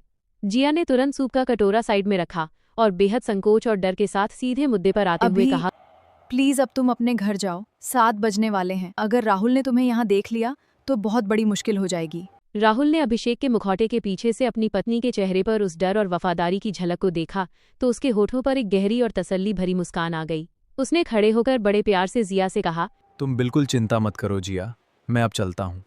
मैंने तुम्हारे लिए रात का खाना और सूप दोनों बना दिया है, तुम बस दवा खाकर आराम करो। इतना कहकर अभिषेक भारी कदमों से घर के बाहर निकल गया और जिया बंद दरवाजे को ताकती रह गई। अभिषेक जैसे ही घर से बाहर निकला उसने तुरंत गाड़ी मोड़ी और सीधे गुड्डू के गैराज पहुंचकर अपने चेहरे से उस सिलिकॉन प्लास्टिक सर्जरी मास्क को उतार फेंका। राहुल वापस अपने असली रूप में आया, अपनी कार उठाई और कुछ ही मिनटों में एक थके हुए डॉक्टर की तरह घर के अंदर दाखिल हुआ। वो सीधे बेडरूम की तरफ भागा जहाँ जिया पैर पर पट्टी बांधे बेड पर लेटी हुई थी। राहुल ने चेहरे पर गहरी फिक्र और घबराहट का मुखौटा ओढ़ा और जिया के पास बैठकर हड़बड़ाहट में पूछा, जिया, ये तुम्हारे पैर में क्या हो गया? तुमने मुझे बताया तक नहीं। जिया ने अपने पति की आंखों में वो डर देखा तो बात को संभालते हुए बहुत ही शांत आवाज में कहा, आप हॉस्पिटल में इतने बिजी रहते हैं, इसलिए मैं आपको परेशान नहीं करना चाहती थी। पास के ही एक हॉस्पिटल जाकर मैंने पट्टी करवा ली थी। राहुल ने डॉक्टर होने का नाटक जारी रखते हुए तुरंत टेबल पर रखी मेडिकल रिपोर्ट्स उठाई, उन्हें बहुत ध्यान से चेक किया और एक प्रोफेशनल डॉक्टर के लहजे में हिदायत दी कि चोट भले ही मामूली दिख रही है जिया, लेकिन तुम्हें पूरे 3-4 दिन बेड रेस्ट करना होगा, क्योंकि अगर इस पर जरा भी दबाव पड़ा तो बड़ी दिक्कत हो सकती है, इसलिए सावधानी बरतनी बेहद जरूरी है। राहुल की ये नपीतुली और प्रोफेशनल बातें सुनकर जिया का दिल अंदर ही अंदर खट्टा होने लगा और वह छत को ताकते हुए सोचने लगी, एक तरफ मेरे अपने पति हैं जो हर बात सिर्फ एक डॉक्टर की तरह करते हैं, और दूसरी तरफ अभिषेक जिसने मुझे वो अपनापन दिया जिसकी मुझे सबसे ज्यादा जरूरत थी। इसी कश्मकश के बीच पूरा एक दिन बीत गया और अगले पूरे दिन राहुल ने हॉस्पिटल से छुट्टी ले ली और वो 24 घंटे घर पर रहकर जिया की देखभाल में जुट गया। राहुल ने खुद अपने हाथों से जिया के लिए हल्का और हेल्दी खाना बनाया, उसे समय पर दवाइयाँ दी और उसकी हर छोटी बड़ी जरूरत का ख्याल रखा, जिससे जिया को पहली बार अपने रूखे पति के अंदर छुपा वो पुराना प्यार और केयर साफ साफ दिखने लगी। अगली सुबह सूरज की पहली किरण के साथ राहुल बेडरूम में आया और उसने जिया के पैर से पुरानी पट्टी को बहुत ही सावधानी से उतारा ताकि वो अच्छे से नहाकर फ्रेश हो सके। जिया जब नहाकर वापस आई तो राहुल ने बहुत ही सलीके से उसके पैर पर एक नई और साफ पट्टी बांधी और उसका हाथ थामकर बड़े लाड से बोला कि जिया, मुझे लगता है कि आज भी मुझे हॉस्पिटल नहीं जाना चाहिए, मैं आज भी घर पर रुककर तुम्हारा ख्याल रखूंगा। जिया ने राहुल की आंखों में अपने लिए वो बेपनाह मोहब्बत देखी तो वो अंदर तक पिघल गई और उसने मुस्कुराकर मना करते हुए कहा कि नहीं जी, अब मैं काफी ठीक हूँ, आप हॉस्पिटल जाइए क्योंकि वहाँ बहुत से सीरियस मरीज आपका इंतजार कर रहे होंगे और मैं नहीं चाहती कि मेरी वजह से आपके डॉक्टर धर्म में कोई भी समझौता हो। राहुल ने उसके पैर की सूजन को दोबारा चेक किया और तसल्ली से सिर हिलाते हुए कहा कि हाँ, अब तुम पहले से बहुत बेहतर लग रही हो। बस एक बात याद रखना, अगर जरा सी भी तकलीफ हो तो तुरंत मुझे कॉल करना। आप बिल्कुल चिंता मत कीजिए, मैं अपना पूरा ध्यान रखूंगी। इतना कहकर राहुल ने अपना स्टेथोस्कोप उठाया और जिया को एक प्यार भरी मुस्कान देकर हॉस्पिटल के लिए रवाना हो गया। दोपहर ढलते ही जिया को घर में भयंकर अकेलापन महसूस होने लगा और वो सोफे पर बैठे बैठे गहरी सोच में डूब गई कि पिछले 2 दिनों से अभिषेक ने ना तो कोई कॉल किया और ना ही उसकी कोई खबर ली। अपनी इसी बेचैनी से तंग आकर जिया ने आखिरकार अभिषेक का नंबर डायल कर दिया। दूसरी तरफ हॉस्पिटल के केबिन में बैठे राहुल के उस सीक्रेट फोन की घंटी बज उठी जिसका नंबर सिर्फ और सिर्फ जिया के पास था। स्क्रीन पर जिया का नाम देखते ही राहुल के पैरों तले जमीन खिसक गई और वो गुस्से और जलन में जलते हुए सोचने लगा कि मैंने कल पूरे दिन हॉस्पिटल छोड़कर जिया की इतनी परवाह की, इतनी केयर की, फिर भी इसने इस अभिषेक को कॉल कर ही दिया। राहुल ने अपने दिल पर पत्थर रखकर आवाज बदली और फोन उठाते ही जिया ने उलाहना देते हुए कहा कि क्या हुआ अभी, अब तो तुम कॉल भी नहीं करते। इतनी जल्दी भूल गए अपनी इस दोस्त को? मुझे लगा तुम अपने पति के साथ होगी, इसलिए मैं तुम्हारी शादीशुदा जिंदगी में कोई दिक्कत नहीं डालना चाहता था। जिया का दिल अभिषेक की इस गहरी समझदारी पर पिघल गया और वो भावुक होकर बोली कि तुम मेरे बारे में कितना सोचते हो अभी, तुम प्लीज अभी मेरे घर आओ ना, तुम जब साथ होते हो तो मुझे बहुत अच्छा लगता है। जिया की ये बात सीधे राहुल के सीने में खंजर की तरह चुभी और वो मन ही मन छटपटा उठा कि जिया ये क्या कह रही है। उसे इस पराये अभिषेक के साथ अच्छा महसूस होने लगा है। उसने कांपती आवाज में कहा कि ठीक है जिया, मैं अभी तुम्हारे पास आता हूँ। फोन रखते ही राहुल के चेहरे पर एक खौफनाक और आखिरी फैसला साफ दिखने लगा और उसने मुट्ठियां भींचकर खुद से कहा कि आज मैं इस दोहरे खेल और झूठ की कहानी को हमेशा के लिए खत्म कर दूंगा, चाहे जो हो जाए। राहुल ने तुरंत अपनी सीक्रेट लैब में जाकर उस प्लास्टिक सर्जरी मास्क को अपने चेहरे पर चढ़ाया और पूरी तरह अभिषेक बनकर सीधे अपने ही घर के अंदर दाखिल हो गया। जिया उसे देखकर बहुत खुश हुई और पास आकर बोली कि तुम आ गए, अभी बैठो, मैं तुम्हारे लिए कुछ लाती हूँ। पर अभिषेक ने उसका हाथ धीरे से हटा दिया और उसके चेहरे पर एक नकली उदासी छा गई। जिया ने हैरान होकर जब उसकी खामोशी की वजह पूछी तो अभिषेक ने एक बहुत बड़ा और सोची समझी साजिश का खुलासा करते हुए कहा कि जिया, मैं तुमसे दूर इसलिए रह रहा था क्योंकि मैं तुमसे बहुत प्यार करने लगा हूँ और मैं जानता हूँ कि तुम्हारा और मेरा एक होना कभी मुमकिन नहीं है, इसीलिए मैं खुद को रोक रहा था। ये सुनते ही जिया को मानो 440 वोल्ट का झटका लगा। उसकी आंखें फटी की फटी रह गईं और वो हकलाते हुए चिल्लाई, तुम ये क्या बकवास कर रहे हो अभी? हम सिर्फ अच्छे दोस्त हैं। तुम मेरे बारे में ऐसा घटिया कैसे सोच सकते हो? राहुल अपनी शादी को और इस रिश्ते को पूरी तरह तबाह करने के इरादे से आगे बढ़ा। उसने कोई बात नहीं सुनी और जिया को अपनी बाहों में भींचकर सीधे उसके होठों पर किस करना शुरू कर दिया। जिया उस अचानक हुए हमले से इस कदर सुध-बुध खो बैठी कि एक पल के लिए उसने भी उस किस का जवाब दे दिया, लेकिन अगले ही पल जैसे ही उसे होश आया कि वह अपने पति राहुल को छोड़कर इस पराये अभिषेक को किस कर रही है, उसका ज़मीर जाग उठा। उसने अपनी पूरी ताकत लगाकर अभिषेक को पीछे की तरफ एक जोरदार धक्का दिया और गुस्से से कांपती हुई चीखी, तुम्हारी हिम्मत कैसे हुई ये नीच हरकत करने की? मैं एक शादीशुदा औरत हूँ, इसी वक्त मेरे घर से निकल जाओ और अपनी शक्ल मुझे कभी मत दिखाना। अभिषेक ने जिया के उस सच्चे गुस्से और आंखों के आंसुओं को देखा तो उसने एक भी शब्द नहीं कहा और बस एक आखिरी बार जिया की तरफ ग्लानि भरी नजरों से देखकर चुपचाप घर से बाहर निकल गया। जिया दरवाजा बंद करके फर्श पर बैठ गई और अपने आंसुओं को पोंछते हुए फूट फूट कर रोने लगी कि उससे कितनी बड़ी भूल हो गई। शाम के ढलते ही राहुल अपने घर के दरवाजे पर पहुंचता है और जैसे ही वो अंदर कदम रखता है, जिया दौड़कर आती है और बिना कुछ कहे सीधे राहुल के सीने से लगकर फूट फूट कर रोने लगती है। अभिषेक के उस वाकये के बाद जिया अंदर से पूरी तरह सहमी और टूटी हुई थी। राहुल ने चेहरे पर हैरानी का नाटक करते हुए बहुत ही प्यार से जिया के सिर पर हाथ फेरा और पूछा कि क्या हुआ जिया, तुम इस तरह रो क्यों रही हो, सब ठीक तो है ना? जिया ने अपने आंसू पोंछते हुए बात संभाली और बोली कि कुछ नहीं राहुल, बस आप आ गए तो राहत मिली। मैं घर में अकेले बहुत अजीब महसूस कर रही थी। राहुल ने उसके गालों को थपथपाया और माहौल को हल्का करने के लिए अपना वही पुराना डॉक्टरी मजाक शुरू कर दिया कि अच्छा जी, तो मेरी बीवी को मेरी इतनी याद आ रही थी। मुझे तो लगा कि तुम्हारे इस पैर के दर्द का इलाज मुझे किसी बड़े सर्जन से कराना पड़ेगा, पर लगता है कि मेरा एक हग ही तुम्हारी सारी बीमारियों की दवा बन गया। राहुल की ये फ्लर्टी और मीठी बात सुनकर जिया के उदास चेहरे पर एक प्यारी सी मुस्कान खिल उठी और वो अपनी दिन भर की सारी उलझन और तनाव पल भर में भूल गई। रात को डिनर टेबल पर दोनों एक साथ खाना खा रहे थे। जिया बार बार राहुल की तरफ देख रही थी और उसके दिल में एक अलग ही खुशी तैर रही थी। उसने बहुत ही इनडायरेक्ट तरीके से राहुल को याद दिलाने की कोशिश करते हुए कहा कि वैसे राहुल, आपको पता है ना कि आज कौन सी तारीख है? जुलाई का ये महीना कितनी जल्दी खत्म हो रहा है ना? राहुल ने बिना ध्यान दिए रूटीन अंदाज में कहा कि हाँ जिया, दिन का तो पता ही नहीं चलता, हॉस्पिटल में इतने काम रहते हैं कि तारीखों का ध्यान ही नहीं रहता। दरअसल राहुल पूरी तरह भूल चुका था कि कल जिया का जन्मदिन है। खाना खत्म होने के बाद जब दोनों बेडरूम में पहुंचे और कमरे की लाइट डिम हुई तो राहुल जिया के करीब आया। राहुल के दिल में जिया की वो वफादारी देखकर प्यार का समंदर उमड़ रहा था। उसने जिया का हाथ बहुत ही नज़ाकत से अपने हाथों में लिया और उसके माथे पर एक गहरा और सुकून भरा किस किया। जिया भी राहुल के इस छुअन में खोने लगी। राहुल ने बहुत ही जेंटल और खूबसूरत अंदाज में जिया को अपनी आगोश में ले लिया और दोनों के बीच एक बेहद हसीन, धीमा और रूहानी रोमांस शुरू हो गया। रेशमी चादर की ओढ़ में जब राहुल जिया की गर्दन और गालों को सहलाते हुए उसके और करीब आ रहा था तो जिया ने हल्के से मुस्कुराते हुए उसकी छाती पर हाथ रखा और धीमी आवाज में पूछा कि राहुल, आपको आज सोना नहीं है क्या? कल सुबह तो आपको हॉस्पिटल भी जल्दी जाना है, आप रुक क्यों नहीं रहे? पर राहुल आज किसी मूड में रुकने वाला नहीं था। वो जिया के इस खूबसूरत रूप में पूरी तरह खोया हुआ था। जिया ने बेडसाइड टेबल पर रखी घड़ी की तरफ नजर दौड़ाई तो देखा कि रात के 11:55 बज चुके थे। ये देखते ही जिया के मन में लड्डू फूटने लगे और उसने सोचा कि ओहो, तो ये बात है, डॉक्टर साहब मुझे बेवकूफ़ बना रहे थे। ये रात 12 बजते ही मुझे बर्थडे विश करके एक प्यारा सा सरप्राइज़ देना चाहते हैं, इसीलिए सो नहीं रहे हैं। दोनों उसी रोमांटिक पल में डूबे रहे और देखते ही देखते घड़ी की सुइयां 12 पार करके 12:05 पर पहुंच गईं। जिया का दिल धक धक कर रहा था कि अभी राहुल रुकेगा और बोलेगा हैप्पी बर्थडे जिया, पर राहुल तो बिना कुछ कहे बस अपने रोमांस में ही लगा रहा। जिया ने राहुल के कंधे को थोड़ा सा पीछे धकेला और शर्माते हुए बोली कि हटिए ना राहुल, वैसे आपको अभी इस वक्त मुझसे कुछ खास कहना नहीं है क्या? जिया ने एक आखिरी बार उसे याद दिलाने की कोशिश की, पर राहुल ने उसके होठों पर उंगली रखी और मुस्कुराते हुए बोला कि तुम कितनी बातें करती हो जिया, चुपचाप इस पल को महसूस करो ना। इतना कहकर वो फिर से उसे किस करने लगा। ये सुनते ही जिया का सारा सस्पेंस, सारी उम्मीदें और सारा मूड एक पल में चकनाचूर हो गया। उसे एहसास हो गया कि राहुल कोई सरप्राइज नहीं दे रहा था, बल्कि वो सचमुच उसका जन्मदिन भूल चुका है। जिया का दिल बुरी तरह टूट गया।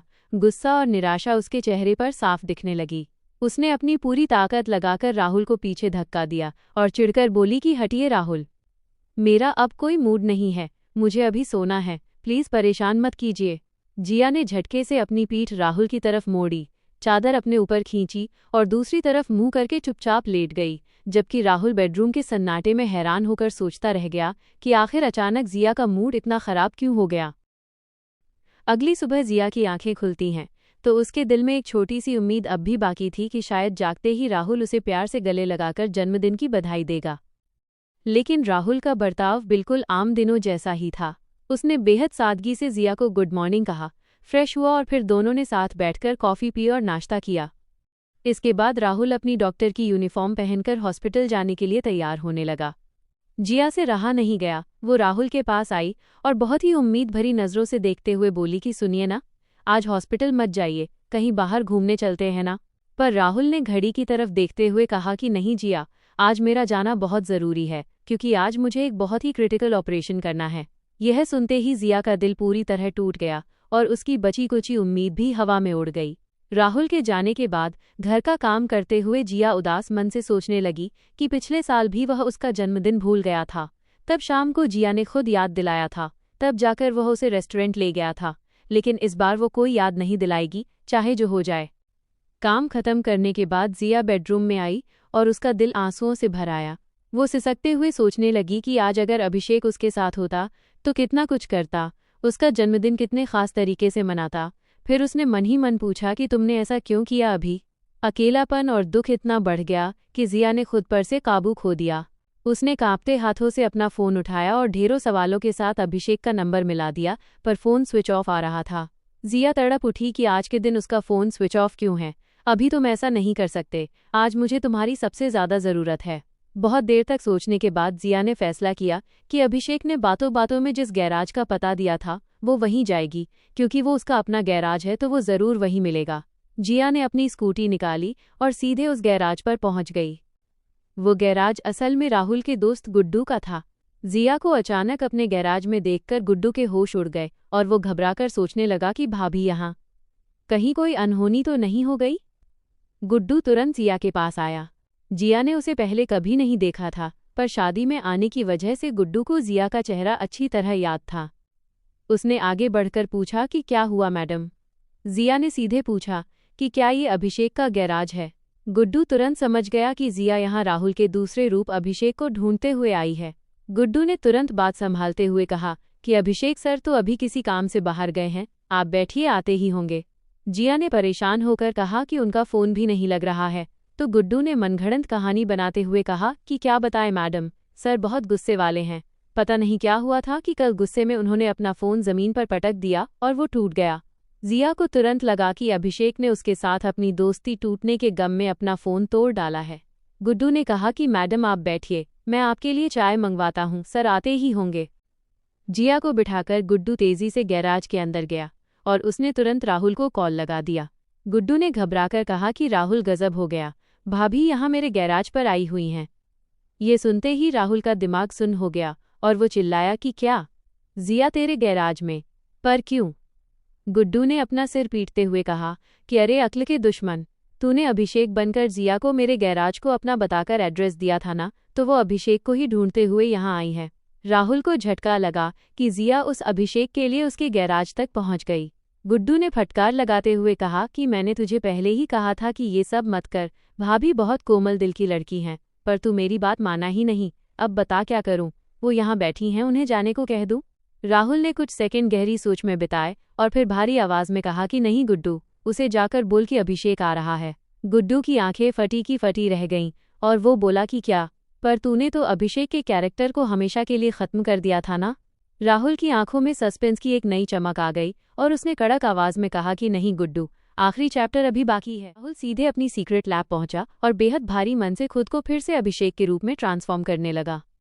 आईने में खुद का बदलता चेहरा देखकर उसने एक गहरी सांस ली और बुदबुदाया कि जिया, अगर तुम इस अभिषेक को चाहती हो तो तुम्हें अपने पति राहुल को भूलना होगा। ये तुम्हारे प्यार और वफादारी का आखिरी इम्तिहान है। दूसरी तरफ गुड्डू के गैराज में बैठी जिया गुमसुम होकर चाय पी रही थी कि तभी राहुल अभिषेक बनकर वहां दाखिल हुआ। जिया को अपनी आंखों पर यकीन नहीं हुआ। वो दौड़कर उसके पास पहुंची। अभिषेक ने हैरानी जताते हुए पूछा कि क्या हुआ जिया, तुम्हारी स्कूटी फिर खराब हो गई या कोई और काम है? जिया ने उदास नजरों से देखते हुए कहा कि क्या मैं बिना किसी काम के तुम्हारे पास नहीं आ सकती? अभी सच तो ये है कि तुम्हारे अलावा मेरा इस शहर में कोई दोस्त ही नहीं है। फिर थोड़ा झिझकते हुए उसने धीरे से कहा, आज मेरा बर्थडे है। बर्थडे शब्द सुनते ही राहुल अभिषेक के मुखौटे के पीछे पूरी तरह हिल गया। उसके तोते उड़ गए और वो मन ही मन पछताने लगा कि ओ शिट, मैं जिया का जन्मदिन कैसे भूल सकता हूँ। वो कल से मुझे इशारों में याद दिलाने की कोशिश कर रही थी और मैंने जरा सा भी ध्यान नहीं दिया। पिछले साल भी यही गलती हुई थी। एक पल के लिए राहुल भूल गया कि वो इस वक्त अभिषेक बना हुआ है। उसके मुंह से अचानक निकल गया कि क्या जिया, आज तुम्हारा बर्थडे है? जन्मदिन के दिन तो मैं तुम्हें बिल्कुल भी नाराज नहीं कर सकता, लेकिन मेरी एक शर्त है। मैंने अपनी बाइक की टंकी अभी फुल कराई है, जब तक ये खाली नहीं होगी तुम मेरे साथ ही रहोगी। जिया ने संकोच करते हुए कहा कि नहीं, अभी हम बस शाम होने तक ही साथ रह सकते हैं। मेरे पति को हमारे बारे में कुछ नहीं पता है। राहुल तुरंत होश में आया और उसके अंदर का शक फिर जाग उठा। उसने सोचा कि अच्छा, तो तुम अपने पति से छुपाकर पराए दोस्त के साथ जन्मदिन मनाना चाहती हो? उसने बहुत ही कैजुअल अंदाज में पूछा कि वैसे जिया, तुमने अपने हस्बैंड को नहीं बताया कि आज तुम्हारा बर्थडे है?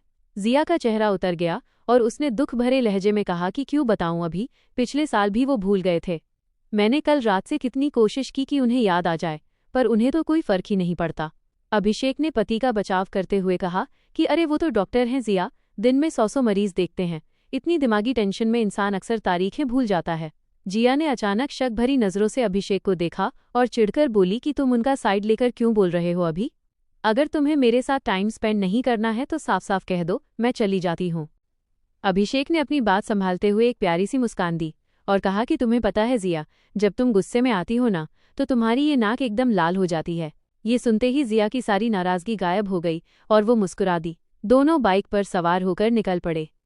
जिया ने हवा से बातें करते हुए पूछा कि हम कहाँ जा रहे हैं अभी? अभिषेक ने मुस्कुराकर कहा कि सरप्राइज बताए थोड़ी जाते हैं।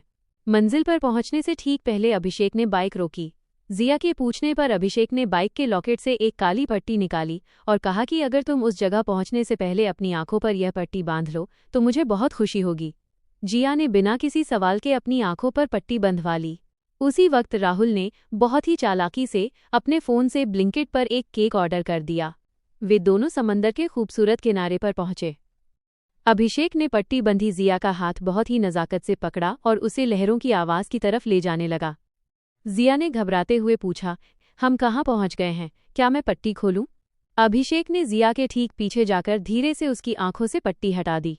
आंखों के सामने समंदर की खूबसूरत लहरें और ढलता सूरज देखकर जिया खुशी से फूले नहीं समाई। उसने बिना सोचे समझे अभिषेक को गले लगा लिया और चहक कर बोली कि ओह अभी, कितनी खूबसूरत जगह पर लाए हो तुम मुझे। अभिषेक ने कहा कि अभी तो शुरुआत है। तभी अभिषेक के फ़ोन की घंटी बजी। डिलीवरी वाला केक लेकर आ चुका था। जैसे ही उसने जेब से फ़ोन निकाला, जिया की नज़र उस पर पड़ गई और वो सोच में पड़ गई कि गैराज वाले गुड्डू ने तो कहा था कि अभी का फ़ोन गुस्से में टूट गया है और इसका फ़ोन बिल्कुल राहुल के फ़ोन जैसा क्यों लग रहा है। जिया अभी इस उलझन में थी ही कि अभिषेक हाथ में केक लेकर सामने आ गया और बोला, सरप्राइज़, आज हम अपना बर्थडे यहीं सेलिब्रेट करेंगे। जिया ने हैरान होकर पूछा कि क्या, यहाँ खुले समंदर पर? अभिषेक ने कोई परवाह नहीं की। उसने केक के रैपर को नीचे रेत पर बिछाया और जिया से कहा कि चलो अब कैंडल बुझाओ और कटिंग करो। अभिषेक ने जिया के लिए बहुत ही प्यार से हैप्पी बर्थडे सॉन्ग गाया। Happy birthday to you, happy birthday to you, happy birthday dear Jiya, happy birthday to you. Jiya उस पल की खुशी में फ़ोन वाली बात पूरी तरह भूल गई। उसने केक काटा, पहला बाइट अभिषेक को खिलाया और फिर अभिषेक ने जिया के ही हाथ से बाकी बचा केक बड़े लाड़ से जिया के मुंह में डाल दिया। तभी अभिषेक की नज़र किनारे खेल रहे कुछ गरीब बच्चों पर पड़ी। उसने आवाज़ लगाई कि ए बच्चों, इधर आओ। बच्चे पास आए तो अभिषेक ने पूछा कि तुम लोगों को केक खाना है? बच्चों के हाँ कहते ही अभिषेक ने कहा कि केक खाना है तो पहले दीदी को बर्थडे विश करो, आज दीदी का जन्मदिन है। सारे बच्चों ने एक सुर में कहा, हैप्पी बर्थडे दीदी। यह मासूम नज़ारा देखकर जिया की आंखों में खुशी के आंसू आ गए। बच्चों को केक खिलाकर जाने के बाद जिया ने भारी आवाज़ में कहा कि थैंक यू सो मच अभी, तुमने सब कुछ भूलकर मेरे लिए इतना सब कुछ किया। अभिषेक ने मुस्कुराकर उसके गाल थपथपाए और कहा कि अरे, भूल गई क्या कि दोस्ती में no thank you, no sorry. अभी तो हम किसी अच्छे रेस्टोरेंट चलेंगे और वहाँ तुम्हारी पसंद का ढेर सारा खाना खाएंगे। ये सुनते ही जिया का दिल खुशी से झूम उठा। डूबते सूरज की लालिमा जब समंदर के पानी में अपने रंग घोल रही थी तो जिया ने मंत्रमुग्ध होकर कहा कि देखो अभी, कितना खूबसूरत नज़ारा है, जैसे जलता हुआ सूरज चुपचाप पानी की गहराइयों में समा रहा हो। दोनों रेत पर बैठकर उस हसीन शाम को अपने दिल में उतार रहे थे, जहां जिया ने मुस्कुराते हुए कहा कि आज का दिन उसकी ज़िंदगी का सबसे यादगार जन्मदिन बन गया है और अभिषेक ने बड़े प्यार से जवाब दिया कि उसकी ये खुशी ही उसके लिए सबसे बड़ा तोहफा है। इसके बाद दोनों एक आलीशान रेस्टोरेंट पहुंचे और खाने का ऑर्डर दिया। टेबल पर बैठी जिया का चेहरा खुशी से चमक रहा था। अभिषेक ने घड़ी देखी और कहा कि खाना आने में थोड़ा वक्त लगेगा जिया, तब तक मैं ज़रा वॉशरूम से होकर आता हूँ, तुम यहीं बैठो। अभिषेक के जाते ही जिया की मेज़ पर रखे फ़ोन की घंटी बज उठी। स्क्रीन पर एक अनजान नंबर देखकर जिया ने फ़ोन उठाया तो दूसरी तरफ से उसकी सबसे पक्की दोस्त एली की चहकती हुई आवाज़ आई। एली को सुनते ही जिया खुशी से उछल पड़ी और बोली कि एली तू, मैं कब से तुझे फ़ोन लगा रही थी, तेरा नंबर ही नहीं लग रहा था। एली ने हंसते हुए बताया कि स्विट्ज़रलैंड में शूटिंग की वजह से नेटवर्क की दिक्कत थी, लेकिन वो अपनी बेब्स का जन्मदिन कैसे भूल सकती है। हैप्पी बर्थडे जिया। जिया ने एक ठंडी सांस लेकर मुस्कुराते हुए कहा कि थैंक यू एली, तुझे तो याद रहा। एली ने चिढ़ाते हुए पूछा कि आज इतनी खुश लग रही है, ज़रूर जीजू ने कोई बहुत बड़ा सरप्राइज़ दिया होगा ना। जिया का दिल भारी हो गया और उसने कहा कि उन्हें कहाँ कुछ याद रहता है एली, वो तो इस साल भी भूल गए। मेरी इस खुशी की वजह तो तू है। तूने अपने जिस दोस्त अभिषेक को मेरा ख्याल रखने के लिए कहा था वो मेरा सबसे अच्छा दोस्त बन गया है, मेरी हर छोटी बड़ी पसंद का ख्याल रखता है। Thank you so much Ellie. ये सुनते ही स्विट्जरलैंड में बैठी एली का दिमाग घूम गया। उसने हैरान होकर कहा कि होल्ड ऑन बेब्स, ये अभिषेक कौन है? जिया ने कहा कि अरे वही तेरा दोस्त, उसने मुझे बताया था कि तूने उससे जिम में मेरा ध्यान रखने को कहा था। एली ने तुरंत टोकते हुए कहा कि ऐसा बिल्कुल नहीं है जिया, मेरा अभिषेक नाम का कोई दोस्त ही नहीं है और ना ही मैंने किसी से तेरे बारे में कोई बात की थी। ये सुनते ही जिया के पैरों तले जमीन खिसक गई और वो हकलाने लगी कि क्या, तू एक बार ध्यान से याद कर एली। एली ने कसम खाते हुए कहा कि अरे बेब्स, मैंने तो तुझे बस इतना कहा था कि वहाँ कोई दोस्त बना लेना ताकि मन लगा रहे, पर जो भी हुआ अच्छा हुआ, तू अपना बर्थडे एंजॉय कर, मैं शूटिंग छोड़कर तुझे विश करने आई थी, बाय। एली के फ़ोन रखते ही जिया का सिर घूमने लगा। उसने सोचा कि अभिषेक ने उससे इतना बड़ा झूठ क्यों बोला।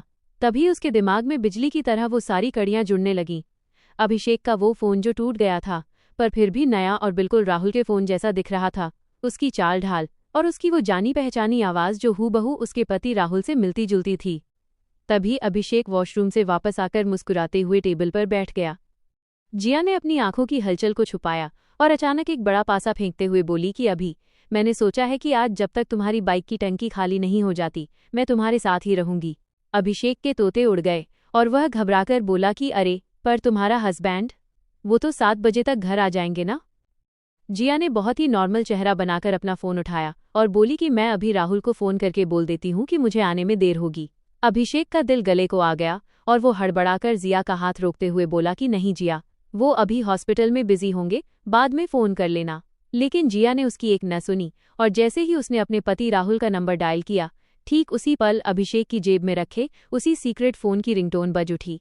राहुल ने घबराहट में झटके से जेब में हाथ डालकर फ़ोन को साइलेंट कर दिया, लेकिन जिया की पैनी नज़रों ने सब कुछ देख लिया था।